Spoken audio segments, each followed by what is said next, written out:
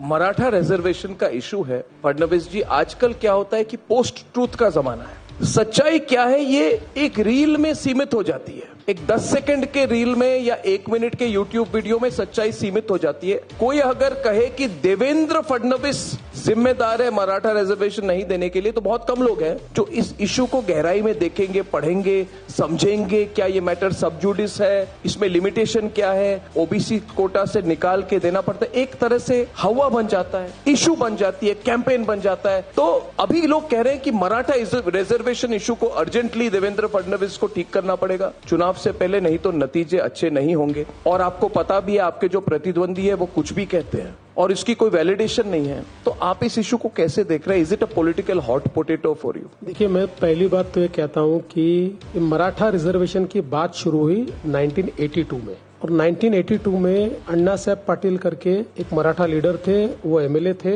वो उस समय के कांग्रेस के मुख्यमंत्री जी के पास गए, उन्होंने कहा मराठाओं को रिजर्वेशन दीजिए, अगर आप नहीं देंगे तो मैं आत्मदहन कर लूंगा। और चीफ मिनिस्टर ने नहीं दिया, उन्होंने खुद को गोली मार ली और एक प्रकार से आत्मदहन कर लिया। वहां से लेकर ये लड़ाई चलती रही 2014 तक, और इस पूरे इतने सालों में केवल 4.5 साल अपोजिशन की गवर्नमेंट रही, बाकी सारे साल कांग्रेस की और शरद पवार जी की गवर्नमेंट रही। उन्होंने कभी मराठाओं को आरक्षण नहीं दिया। मैं मुख्यमंत्री बना, मेरे मुख्यमंत्री बनने के बाद ये मसला मेरे सामने आया, मैंने मराठा समाज को आरक्षण दिया। उस समय हाईकोर्ट में वो चैलेंज हुआ, हाईकोर्ट में भी हम जीते, आरक्षण के साइड से रिजल्ट आया। वो सुप्रीम कोर्ट गया, जब तक मैं मुख्यमंत्री था सुप्रीम कोर्ट ने न उसको स्टे किया न उसको नकारा। उद्धव ठाकरे मुख्यमंत्री बने, उद्धव ठाकरे जी के काल में केस जो है सुप्रीम कोर्ट ने खारिज कर दी और रिजर्वेशन कैंसिल कर दिया। उसके बाद उन्होंने कुछ नहीं किया, शरद पवार जी ने भी कुछ नहीं किया, और फिर एकनाथ शिंदे जी जब बने तो वापस हम लोगों ने मराठा समाज को 10% आरक्षण दिया। तो कुल मिलाकर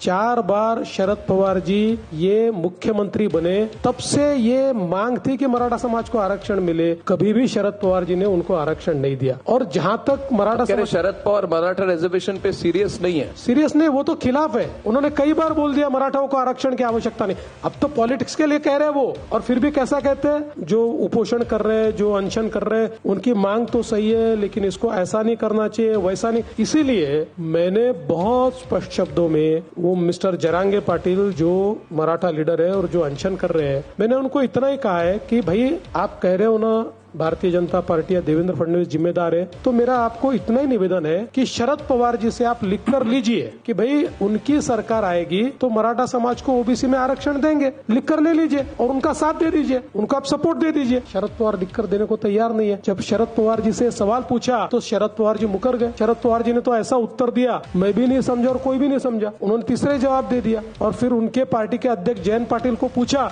कि भाई आपका क्या कहना, उनका पवार साहब ने तो जवाब दिया ना, वही हमारा जवाब। तो मैं तो आज भी नेशनल चैनल के माध्यम से मैं जो मराठा आंदोलक श्री मनोज जरांगे पाटिल है, इनको कहता हूं कि आप कांग्रेस पार्टी, उद्धव ठाकरे, शरद पवार जी, इनसे ये लिख कर ले लीजिए कि उनकी सरकार आएगी तो मराठा समाज को ओबीसी में आरक्षण देंगे, और आप उनको जाहिर तौर पर अपना सपोर्ट दे दीजिए। ये राजनीति चल रही है, मराठा समाज को गुमराह करने की बात चल रही है। अरे मराठा समाज के लिए मैंने अन्ना साहब पाटिल आर्थिक विकास महामंडल तैयार किया, 1 लाख मराठा उद्योजक तैयार किए, 1 लाख। आज 1 लाख से ज्यादा मराठा उद्योजक ये हमने तैयार किया। हमने सारथी की शुरुआत की। आज IAS IPS में बड़े पैमाने पर मराठा युवाओं को उसके माध्यम से आज नौकरियां मिली है। इसलिए मुझे लगता है कि इसमें जो राजनीति करने की कोशिश चल रही है, ये राजनीति सफल नहीं होगी।